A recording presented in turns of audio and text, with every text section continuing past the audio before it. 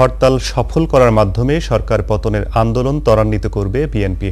শনিবার নারায়ণগঞ্জে যুবদলের ঢাকা বিভাগের মহাসমাবেশে দলটির মহাসচিব খন্দকার দেলোয়ার হোসেন বলেন, হরতালে বাধা এলে তা প্রতিহত করা হবে। এদিকে সফল করতে রাজধানীতে প্রচারণা চালিয়েছে বিএনপি। এ সময় দলের স্থায়ী কমিটির সদস্য নজরুল ইসলাম খান বলেন, হরতাল বিশ্বকাপ আয়োজনকে কোনোভাবেই বিঘ্নিত করবে না। আরও জানাচ্ছেন শফিক আহমেদ। যুবদলের মহাসমাবেশে ঢাকার 17টি জেলা থেকে নেতাকর্মীরা যোগ দেয়। প্রধান অতিথির বক্তব্যে খন্দকার দেলোয়ার হোসেন সোমবারের হরতাল সর্বাত্মকভাবে সফল করতে নেতাকর্মীদের প্রতি আহ্বান জানান। সরকারকে চ্যালেঞ্জ যে কোন ক্ষেত্রে, কোন একটা বিশেষ ক্ষেত্রে এই 2 বছরে আপনারা সার্থক হয়েছেন, সফল হয়েছেন।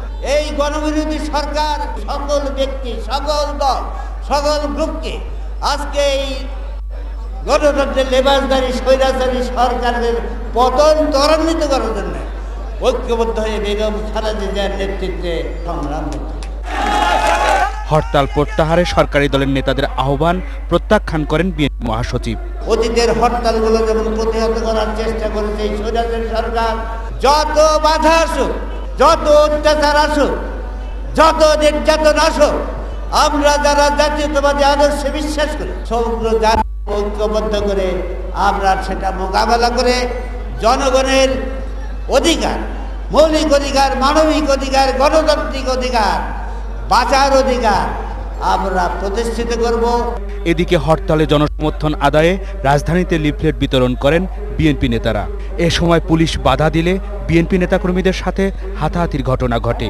এ ঘটনায় বিএনপি নেতা নজরুল ইসলাম খান ক্ষোভ প্রকাশ করেন। তারা এসএসসি পরীক্ষা চলাকালে হরতাল দিয়েছিল, যার জন্য পরীক্ষার তারিখ পরিবর্তন করা হয়েছে।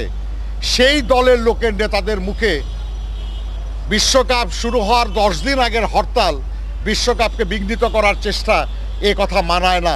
হরতাল সফল করতে গুলশান বনানী এলাকায় বিএনপির সিনিয়র নেতারা লিফলেট বিতরণ করেন। এ সময় তারা ব্যবসায়ীদের সহযোগিতার আহ্বান জানান। শফিক আহমেদ, বৈশাখ।